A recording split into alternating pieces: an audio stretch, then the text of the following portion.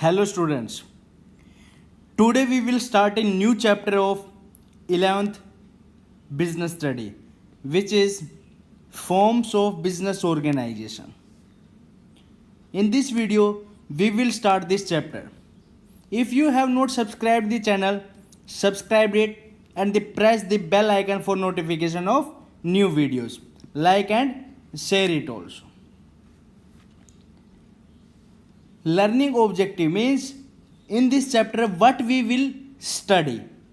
After studying this chapter you should be able to, ये chapter पढ़ने के बाद आप क्या क्या आपको समझ आ जाएगा, किस किस के बारे में आपको पता चल जाएगा. Identify different forms of business organisation, explain features, merits and limitations of different forms of business organization, distinguish between various forms of organization, discuss the factors determining choice of an appropriate form of business organization. If anyone is planning to start a business, an important decision related to choice of the form of the business organization. Various form of business organization from which one can choose the right one include sole proprietorship, joint Hindu family business, partnership, cooperative society and joint stock company. First of all we will study about the sole proprietorship in this video. We will start from sole proprietorship. अब बात आती है कि soul जो proprietorship है क्या होता है, किसको हम सोल प्रोप्राइटरशिप बोलते हैं. What is the sole proprietorship? Sole proprietorship refers to a form of business organisation. ये एक टाइप का क्या है, business organisation which is owned, managed and controlled by one person. जो कौन स्टार्ट करता है और कौन मैनेज करता है, कौन कंट्रोल करता है? एक आदमी, एक व्यक्ति. Who is the recipient of all profit and bear all the risk. जो एक आदमी है वही सारा का सारा प्रॉफिट लेगा और सारा का सारा रिस्क वही बियर करेगा. क्लियर है बात? सपोज हमारे पास क्या है, हमारे घर के पास है एक मदर डेयरी. क्या है? Mother dairy. ये कैसा बिजनेस है? ये सोल प्रोप्राइटरशिप है. क्यों? क्योंकि उसका ओनर कौन है? एक. और जो भी प्रॉफिट होगा, जो भी लॉस होगा, जो भी रिस्क होगा, सारा का सारा कौन बियर करेगा? वही एक ओनर. तो ऐसा बिजनेस जो एक आदमी द्वारा चलाया जाता है, एक आदमी द्वारा कंट्रोल किया जाता है और सारा का सारा प्रॉफिट और रिस्क वही आदमी बियर करेगा, तो वो कहलाएगा कैसा बिजनेस? Sole proprietorship. कौन कहलाएगा? Soul proprietorship business.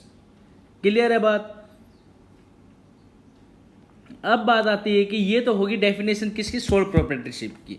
Sole proprietorship क्या है? एक फॉर्म ऑफ बिजनेस ऑर्गेनाइजेशन है. और कैसा बिजनेस है? जो एक आदमी द्वारा चलाया जाता है, उसको मैनेज किया जाता है, कंट्रोल किया जाता है बाय वन पर्सन, एक आदमी द्वारा. Who is the recipient of all the profit and bear all the risk. जो एक आदमी क्या सब चीज को, प्रॉफिट को लेगा और सारे के सारे रिस्क वही आदमी बियर करेगा, उसको हम क्या बोलेंगे? Sole proprietorship. क्लियर है बात? अब बात आती है कि सोल जो प्रोप्राइटरशिप है उसकी क्या क्या फीचर्स है, क्या क्या विशेषताएं हैं. Features of sole proprietorship. Features of sole proprietorship. अब इस इमेज में आपको दिख रहा होगा, यहां पे एक है ओपन, एक है क्लोज्ड. और जो फर्स्ट फीचर है सोल प्रोप्राइटरशिप की वो क्या है? Formation and closure. Formation means बनाना, ओपन करना. क्लोजर्स मीन्स बंद करना. There is no separate law that govern sole proprietorship. ऐसी कोई अलग से कोई लॉ, कानून नहीं है जो सोल प्रोप्राइटरशिप्स को क्या गवर्न करती हो, लागू करती हो, चलाती हो. Hardly any legal formalities. बहुत से ही केस में केवल लीगल फॉर्मेलिटीज की जरूरत है. Required to start a sole proprietorship business. बहुत से ही कम केसेस में सोल प्रोप्राइटरशिप बिजनेस स्टार्ट करने के लिए बहुत ही कम क्या है, फॉर्मेलिटीज है, लीगल फॉर्मेलिटीज है, वो भी एक दो बिजनेस में, हर किसी भी बिजनेस में नहीं है, एक दो बिजनेस को छोड़ करके कि लीगल फॉर्मेलिटीज को क्या पूरा करना पड़े। क्लियर है बात? दो इन सब केस वन में रिक्वायर ए लाइसेंस, कुछ केसेस में लाइसेंस की रिक्वायरमेंट जरूरी होती है, जैसे अल्कोहल, ड्रग्स मींस मेडिकल, इन सब केस में क्या है, लाइसेंस की जरूरत होती है। लेकिन इनके अलावा छोड़ करके एक दो केसेस है जिनमें लाइसेंस की रिक्वायरमेंट होती है, लीगल फॉर्मेलिटीज को फॉलो किया जाता है, अदरवाइज सोल प्रोप्राइटरशिप ओपन करने के लिए कोई भी लीगल फॉर्मेलिटीज को पूरा करना कंपलसरी नहीं है। ऐसी कोई भी लीगल फॉर्मेलिटीज नहीं होती कि सोल प्रोप्राइटरशिप को क्या फॉलो करनी पड़े। क्लियर है बात? Closure of the business can also be done easily, और इस बिजनेस को स्टार्ट भी इजीली कर सकते हैं और बंद भी इजीली कर सकते हैं। जब मेरा मन किया भाई मैंने अपनी एक क्लॉथ की स्टोर ओपन की, तो उसका ओनर भी मैं ही हूं, जो भी प्रॉफिट होगा मैं ही बांटूंगा, जो भी लॉस होगा मैं ही बांटूंगा, जो भी रिस्क होगा मैं ही बियर करूंगा। जब मेरा मन करेगा इसको खोलूंगा, जब मन करेगा इसको बंद करूंगा। तो जो सोल प्रोप्राइटरशिप बिजनेस है उसको ओपन करने के लिए बिल्कुल नामामूली, या हम कह सकते हैं कि कोई लीगल फॉर्मेलिटीज की जरूरत नहीं होती है इन A1 और 2 केसेस के अलावा, और इसको बंद भी हम इजीली कर सकते हैं।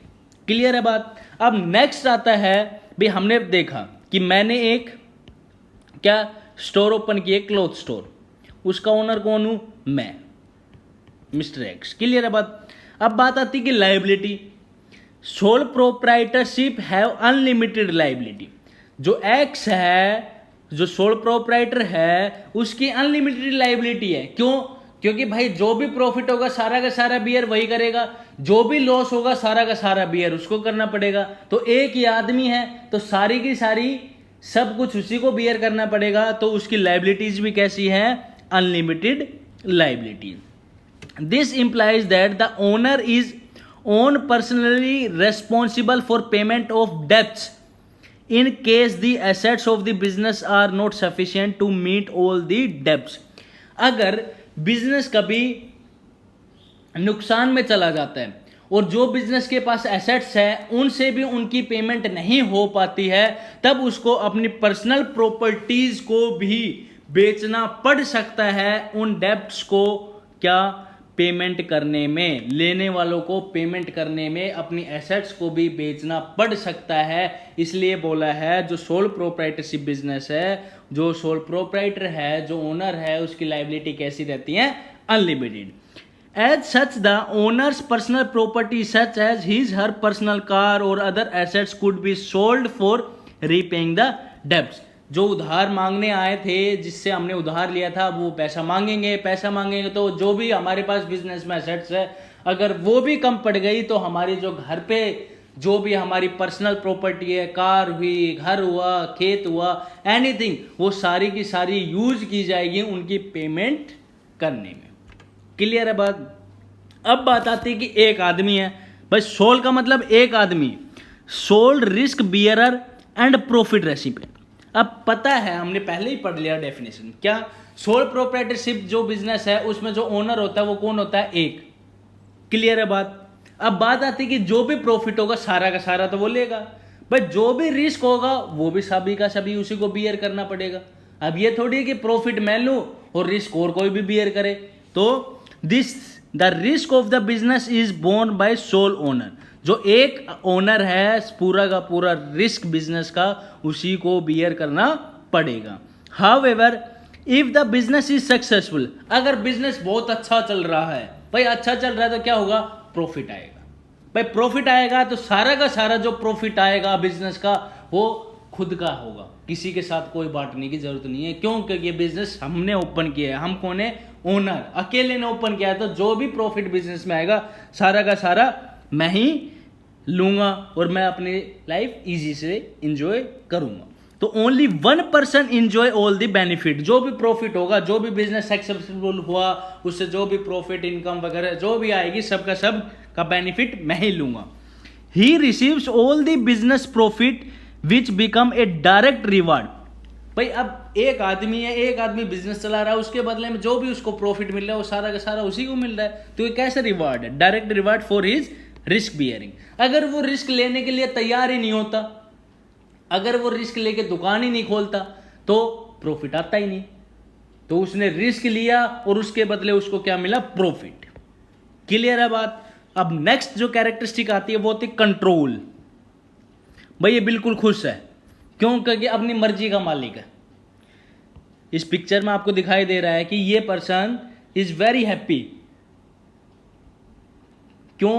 Because he can take his decision own without consulting anyone. तो sole proprietor has all to run the business, all rights to run the business and make all decision. भाई सोल प्रोप्राइटरशिप के पास सारे के सारे राइट्स है business को चलाने के लिए और सभी के सभी डिसीजंस लेने के लिए। He can make plan out without any consult from other person. वो अपने बिजनेस के लिए कोई भी डिसीजन लेने के लिए तैयार है, कुछ भी डिसीजन ले सकता है किसी के भी बगैर पूछे हुए, without consulting anyone other. Clear है बात? तो ये आदमी खुश है, भाई मैं अब इस दुकान का, इस बिजनेस का राजा हूं, मैं ही इस बिजनेस को चलाऊंगा, सभी के सभी प्रॉफिट मैं ही लूंगा, सारा का सारा रिस्क बियर मैं ही करूंगा, जो भी इस बिजनेस से डिसीजन रिलेटेड जो भी डिसीजंस लिए जाएंगे सारे के सारे मैं लूंगा अकेला। तो क्या है? कंट्रोल, पूरा का पूरा कंट्रोल उसके हाथ में होता है। क्लियर है बात? अब बात आती है कि नो सेपरेट एंटिटी। अब बात आ गई कि जो ये शॉप है इस आदमी की, इनके बीच में कोई अलग नहीं है। अब ये दोनों क्या है? एक है। अब दोनों क्या है? एक है। आप समझ गए होंगे कि दोनों एक है। तो अब दोनों एक हो गए तो क्या होगा? अगर बिजनेस में प्रॉफिट भी होगा वो भी इसका, लॉस होगा वो भी इसका। तो in the eye of law, law की नजर में no distinction is made between the sole trader and his business. Law की, कानून की नजर में जो ओनर है, सोल ट्रेडर है, और उसका जो बिजनेस है, दोनों अलग नहीं है, दोनों क्या है? एक है। क्लियर है बात? As business does not have any identity separate from the owner. Owners अगर ये बोलता है कि ओनर बोलते, अगर बिजनेस बोले मेरी एंटिटी है, मेरा बिजनेस है, तो बिजनेस का वो बिजनेस नहीं है, वो किसका बिजनेस है? ओनर का बिजनेस है। इसलिए जो बिजनेस की जो शॉप है उसकी कोई अलग से कोई आइडेंटिटी नहीं है। वो किसकी वजह से आइडेंटिटी है? उसकी ओनर की वजह से। इस दुकान को जानते हैं इस ओनर की वजह से, शॉप को नहीं जानते। शॉप किसकी वजह से जानी जाती है? इस ओनर की वजह से। The owner is therefore held responsible for all the activities of the business. जो भी क्रियाएं, जो भी एक्टिविटीज की जाएगी बिजनेस में, वो सारी की सारी सभी के लिए रेस्पॉन्सिबल कौन होगा? ओनर। क्लियर है बात? अब बात आती कि मेरिट्स। भाई जो सोल प्रोप्राइटरशिप है उसका क्या फायदा है? सबसे पहले भाई ये तो हमने पढ़ी थी कि सोल प्रोप्राइटरशिप की क्या क्या विशेषताएं हैं, फीचर्स। इजीली खोल सकते हैं, इजीली बंद कर सकते हैं। जो लाइबिलिटीज है किसकी? सोल प्रोप्राइटरशिप्स की, वो अनलिमिटेड होती है। क्लियर है बात? Sole risk bearer and profit recipient. जो भी बियर वो रिस्क लेगा तो जितना भी प्रॉफिट आएगा उससे वो सभी का सभी कौन बियर करेगा? लेगा? सोल ट्रेडर लेगा। कंट्रोल, पूरा का पूरा कंट्रोल खुद के हाथों में। शॉप का और ओनर का कोई अलग अलग एंटिटी नहीं है, दोनों क्या है? एक ही है। क्लियर है बात? अब आती कि merits of sole proprietorships. Merits means फायदा। एक तरीके का हम कह सकते हैं कि सोल प्रोप्राइटरशिप बिजनेस ओपन करने में क्या फायदा है। क्लियर है बात? तो पहला आता है क्विक डिसीजन। क्विक मतलब सभी को पता है, जल्दी। Quick decision, quick decision can be taken by the sole proprietor. जो क्विक डिसीजन है, जल्दी डिसीजन लेने का, कौन ले सकता है? Sole proprietor. बिकॉज, क्योंकि no need to consult with others. अब जब पता है कि हमने एक कपड़े की दुकान खोली, मैंने एक कपड़े की दुकान खोली है, इसका ओनर कौन हूँ? मैं हूँ। सारे के सारे डिसीजंस मैं ही लूँगा, मेरे को किसी से, दूसरे आदमी से पूछने की ज़रूरत ही नहीं है। तो डिसीजन अपने आप में क्या होगा, क्विक डिसीजन होगा।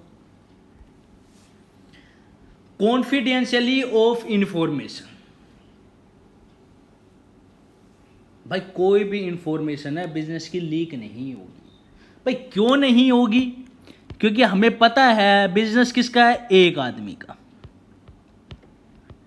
एक आदमी ओनर है, खुद वो बिजनेस को चला रहा है, जो भी प्रॉफिट लॉस हो रहा है वो खुद ही बांट रहा है। तो जो भी वो डिसीजन लेगा, जो भी वो डिसीजंस लेगा, वो बाहर किसी को पता चलेगी नहीं। पता चलेगी नहीं तो इंफॉर्मेशन कैसी रहेगी, गुप्त नहीं है, कॉन्फिडेंशियली। तो sole decision making authority enable the proprietary to keep all the information related to business operations confidentially and the maintain secrecy. तो भाई कॉन्फिडेंशियली है तो सब कुछ क्या है, गुप्त है। तो a sole trader is not bound by law to publish firms account. तो ये कोई भी कानून नहीं बोलता कि आपको अपनी अकाउंट्स को क्या पब्लिश करने के लिए। तो एक ओनर है, सब चीज़ का उसको पता है कि मेरे को इतना प्रॉफिट हो रहा है, इतना लॉस हो रहा है, मैं ऐसे काम करूंगा, ऐसे क्विक डिसीजन ले सकता है, क्योंकि एक आदमी है। जो भी डिसीजन लेगा वो सारी की सारी क्या रहेगी, गुप्त नहीं, कॉन्फिडेंशियली होगी, क्योंकि वो किसी के साथ डिस्कस ही नहीं करेगा। तो डिस्कस नहीं करेगा तो क्यों नहीं करेगा, क्योंकि वो एक आदमी ही उस बिजनेस का ओनर है। तो सारी की सारी इंफॉर्मेशन क्या है, कॉन्फिडेंशियली। क्लियर है बात। अब आता है कि डायरेक्ट इनिशिएटिव, मतलब फायदा। भाई एक आदमी है, जो भी फायदा हुआ सारा का सारा उसका। भगवान ने चाहा उसको नुकसान हो गया तब भी वो सारा का सारा नुकसान उसी आदमी का, उसी ओनर का। और अपोजिट हो गया, फायदा हो गया, प्रॉफिट हो गया, तो सारा का सारा कौन लेगा, ओनर। तो a sole proprietary directly takes the benefit of his and her efforts. She is the sole recipient of all the profit. भाई वो सारा का सारा जो भी बेनिफिट होगा, जो भी उसने एफर्ट्स लगाएगा, उसके बदले जो भी उसको मिलेगा, वो सारे का सारा किसका होगा, उसी का। The need to share the profit does not arrive. भाई प्रॉफिट बांटने की समस्या ही नहीं आएगी, बिकॉज क्यों, he is the single owner. Clear है बात। भाई प्रॉफिट कौन बोलेगा, भाई जब कोई पार्टनर ही नहीं है तो प्रॉफिट किसके साथ बांटेगा। तो जो भी प्रॉफिट होगा वो सारा का सारा उसी का। This provides maximum initiative to the sole trader to work hard. इसलिए जो सोल ट्रेडर सिंगल ओनर है उसको मोटिवेट करते हैं, मोटिवेट होता है वो कि भाई जितना ज़्यादा मैं वर्क हार्ड करूंगा, जितना ज़्यादा से ज़्यादा काम करूंगा बिजनेस के लिए, बिजनेस मेरे को बदले में क्या देगा, प्रॉफिट। और वो सारा का सारा प्रॉफिट किसका है, मेरा। क्लियर है बात। अब बात आती है कि सेंस ऑफ एनकम्प्लीसमेंट मीन्स, इसका मतलब क्या है, there is a personal satisfaction involve in working for oneself. भाई मेरे को पता है कि मैं अकेला काम करके इस काम को अकेला कर सकता हूँ और मैं खुश हूँ इस काम को करने से। अकेला मैं इस काम को कर सकता हूँ और अकेले काम करने में मैं खुश हूँ। The knowledge that one is responsible for success of the business not only contribute to the self satisfaction but also instills in the individual a sense of accomplishment and confidence in one abilities। भाई जब मेरे को पता है कि मैं इसको काम को अकेले कर सकता हूं तो मैं क्यों किसी की हेल्प लूंगा, और मैं इस काम को कर सकता हूं तो मेरे अंदर एक अपने आप में एक सेल्फ सेटिस्फैक्शन इनिशिएट होगा कि मैं इस काम को अच्छे से पूरा कर सकता हूं, मैं इस बिजनेस को अच्छे से चला सकता हूं। जब मैं अकेला ही चला सकता हूं तो मैं अकेला चलाऊंगा, और सारी की सारी जो इंफॉर्मेशन वगैरह है वो सारी की सारी क्या रहेगी, कॉन्फिडेंशियल रहेगी। क्लियर है बात। अब बात आती कि ease of, ease means easy, information and closure. तो सबसे पहले हमने यही पढ़ा था, इसको खोलने में कोई फॉर्मेलिटीज की जरूरत नहीं पड़ती, लीगल फॉर्मेलिटीज की, और बंद करने में भी कोई फॉर्मेलिटीज की जरूरत नहीं है। मेरा मन किया आज बिजनेस खोल दिया, मेरा मन किया बंद कर दिया, मेरा मन किया आज खोल दिया बिजनेस, मेरा मन किया बंद कर दिया। तो ये क्या है, कोई लीगल फॉर्मेलिटीज की आवश्यकता नहीं है। An important merit of sole proprietorship is the possibility of entering into business with minimum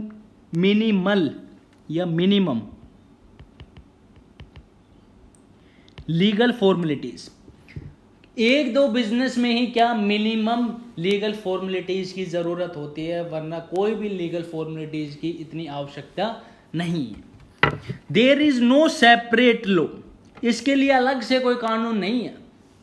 regulated from form of business, इस बिजनेस को no separate law that govern sole proprietorship, इसके लिए कोई अलग से कानून नहीं है कि जो सोल प्रोप्राइटरशिप बिजनेस चलाता हो।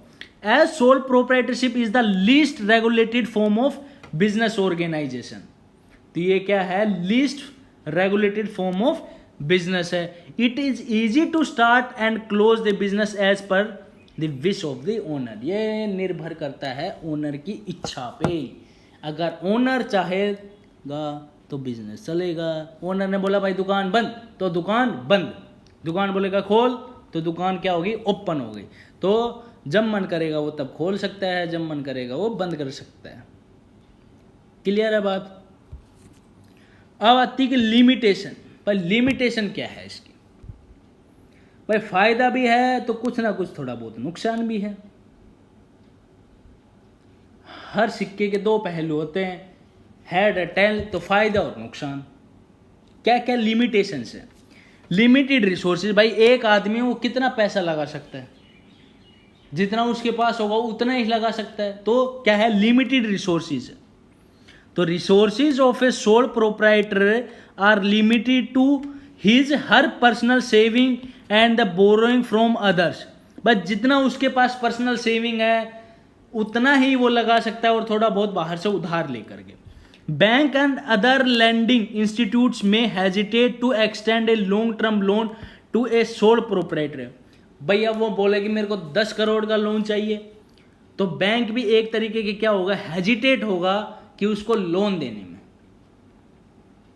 Lack of resources is one of the major reason why the size of business really grow.